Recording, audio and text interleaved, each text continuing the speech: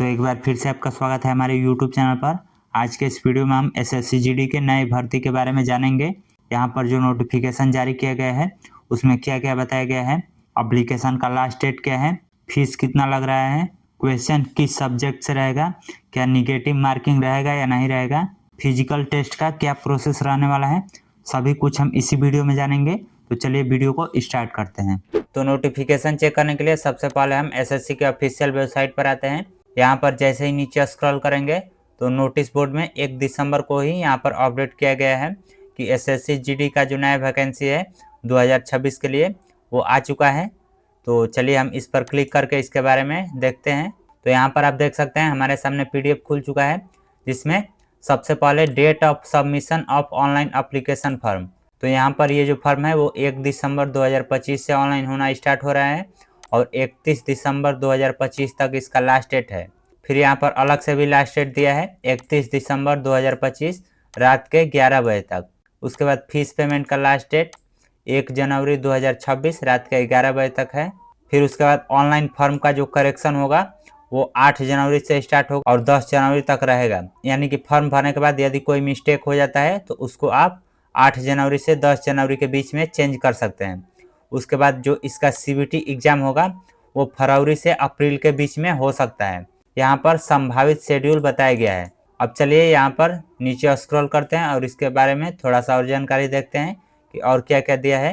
तो यहाँ पर इसका जो पे स्केल रहने वाला है वो लेवल 3 का रहने वाला है, यानी कि बेसिक पेमेंट यहाँ पर 21,700 का होगा और मैक्सिमम सैलरी यहाँ पर 69,100 रुपये तक हो सकती है। उसके बाद यहाँ पर वैकेंसी डिटेल्स दिया गया है कि कौन से फोर्स के लिए कितना सीट अवेलेबल है। यहाँ पर टोटल आप सीट देख सकते हैं अपने कैटेगरी के अनुसार। टोटल 25,487 पदों के लिए यहाँ पर बहाली निकाली गई है। फिर उसके बाद और थोड़ा सा नीचे स्क्रॉल करते हैं और देखते हैं और कुछ भी इसमें दिया गया है कि नहीं। तो यहाँ पर एज लिमिट की बात करें तो आपका जो एज होना चाहिए वो 1 जनवरी 2026 तक 18 वर्ष से 23 वर्ष के बीच में रहना चाहिए। यानी कि आपका जो जन्म तिथि रहना चाहिए वो 2 जनवरी 2003 से पहले का नहीं रहना चाहिए और 1 जनवरी 2008 के बाद का नहीं रहना चाहिए।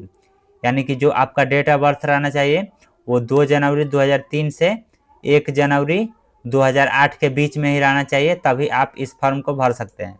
इसके साथ ही यहाँ पर एज रिलैक्सन यानी कि एज में छूट भी दिया गया है। SC ST कैंडिडेट के लिए यहाँ पर 5 वर्ष का छूट है, OBC के लिए 3 वर्ष का, वहीं जो EX सर्विसमैन है उसके लिए भी 3 वर्ष का छूट यहाँ पर दिया गया है। उसके बाद यहाँ पर एजुकेशनल क्वालिफिकेशन की बात करें तो कैंडिडेट को कम से कम मैट्रिक पास रहना जरूरी है। यहाँ पर जो स्टूडेंट 2026 में मैट्रिक पास होने वाले हैं वो इसके लिए एलिजिबल नहीं होंगे। साफ साफ लिखा गया है कि जो आपका मैट्रिक का मार्कशीट रहना चाहिए वो 1/1/2026 से पहले का रहना चाहिए, इसके बाद का नहीं। अब उसके बाद बात करें एप्लीकेशन फीस की तो यहाँ पर सभी कैंडिडेट के लिए 100 रुपये रखा गया है। वहीं लेडीज कैंडिडेट के लिए या फिर SC ST कैंडिडेट के लिए यहाँ पर एप्लीकेशन फीस 0 किया गया है। यानी कि फीमेल कैंडिडेट और SC ST को यहाँ पर 1 भी रुपये देने की ज़रूरत नहीं है। ये जो 100 रुपये का चार्ज है वो केवल मेल कैंडिडेट के लिए लिया जा रहा है। मेल कैंडिडेट में ओनली जनरल और OBC का। उसके बाद यहाँ पर देखते हैं कि जो एग्जाम होगा उसमें किस सब्जेक्ट से कितना क्वेश्चन रहेगा। तो यहाँ पर जो CBT एग्जाम होगा उसमें टोटल 80 क्वेश्चन आएगा। प्रत्येक क्वेश्चन के लिए 2 मार्क फिक्स रहेगा। यहाँ पर आप सब्जेक्ट भी देख सकते हैं कि जनरल इंटेलिजेंस एंड रीजनिंग से आपका 20 क्वेश्चन आएगा और इसका मैक्सिमम मार्क जो होगा वो 40 होगा। वहीं जनरल नॉलेज और जनरल अवेयरनेस से भी 20 क्वेश्चन आएगा, इसका भी मैक्सिमम मार्क 40 होगा। वहीं यहाँ पर एलिमेंट्री मैथमेटिक्स से 20 क्वेश्चन आएगा, इसका भी मैक्सिमम मार्क्स 40 रहेगा। उसके बाद इंग्लिश या हिंदी से भी 20 क्वेश्चन रहेगा और इसका भी मैक्सिमम मार्क्स 40 होगा। यानी कि टोटल यहाँ पर आपका 80 क्वेश्चन होने वाला है जिसके लिए 160 मार्क्स दिए जाएंगे और इसका जो ड्यूरेशन होगा वो 60 मिनट यानी कि 1 घंटे का होगा। आपको 1 घंटे में 80 क्वेश्चन सॉल्व करना है। उसके बाद यहाँ पर बात करें निगेटिव मार्किंग की तो यहाँ पर निगेटिव मार्किंग भी होने वाला है। 0.25 मार्क्स का यहाँ पर निगेटिव मार्किंग होने वाला है। तो यानी यदि आप 4 क्वेश्चन का गलत आंसर देंगे तो जो एक सही क्वेश्चन होगा उसका मार्क्स यहाँ पर काट लिया जाएगा। तो इस तरह से कुछ निगेटिव मार्किंग होने वाला है। उसके बाद यहाँ पर जो सिलेबस है वो देख लेते हैं कि जनरल इंटेलिजेंस एंड रीजनिंग है, इस टॉपिक से क्वेश्चन रहेगा। उसके बाद general knowledge and general awareness में इन सभी टॉपिक से क्वेश्चन रहेगा। वहीं एलिमेंट्री मैथमेटिक्स है, इन सभी टॉपिक से क्वेश्चन रहेगा। वहीं इंग्लिश या हिंदी में नॉर्मल क्वेश्चन रहेगा। अब यहाँ पर बात करें फिजिकल एफिशिएंसी टेस्ट यानी कि पीईटी की, तो यहाँ पर जो रनिंग होने वाला है वो मेल कैंडिडेट के लिए 24 मिनट में 5 किलोमीटर, वहीं फीमेल कैंडिडेट के लिए 8.5 मिनट में 1.6 किलोमीटर। वहीं जो कैंडिडेट लद्दाख से बिलोंग करते हैं उनके लिए 7 मिनट में 1.6 किलोमीटर का दौड़ रहेगा।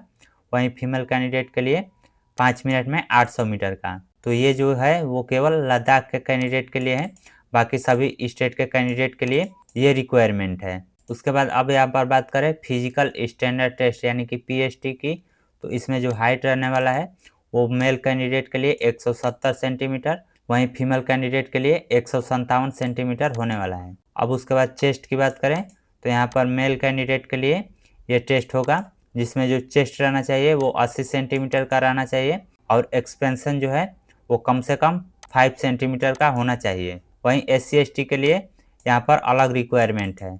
वहीं अब वेट की बात करें तो यहाँ पर कोई रिक्वायरमेंट नहीं दिया गया है। यहाँ पर लिखा गया है कि हाइट और एज के अनुसार जो मेडिकल स्टैंडर्ड होगा उसके अनुसार आपका वेट रहना चाहिए, न ज़्यादा कम रहना चाहिए न ज़्यादा अधिक रहना चाहिए। तो नोटिफिकेशन में यही सब बेसिक जानकारी है जो कि आपको समझना जरूरी है फॉर्म भरने से पहले।